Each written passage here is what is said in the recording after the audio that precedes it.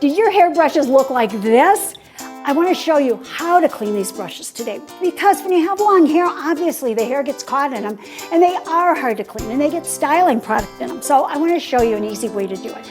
I'm going to take a pick. You can use the pick or you could use the end of this comb and go through it. But the pick works really well, and this is what I'm going to do. I'm going to slip it down in there like this, and I'm going to start lifting that hair up. And now you see how I'm doing that, how I'm getting that hair?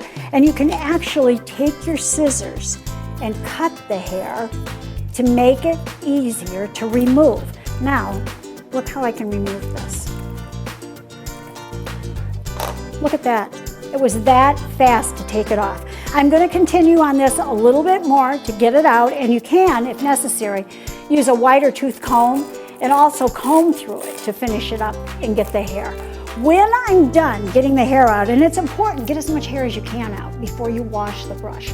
I'm going to put it in just some soap and water. You can use dish soap, you can use Dr. Bronner's, you can use anything you have at home. Put them in, let them soak. Then you want to rinse them. When you're rinsing them, put a little bit of tea tree oil in to rinse them, a few drops. Tea tree oil is antibacterial and antimicrobial, and it smells great, but it will sanitize those brushes. And you can do the same thing with combs. Wash them well, let them soak if necessary, get in there with your toothbrush and start scrubbing on those, and they'll be nice and clean. Now remember, get that pick down in there, lift up that hair just like this to get it out, and then use those scissors to cut it and make it easier to pull out just like that. So go check out those hairbrushes, get the scissors, get the pick, and get cleaning.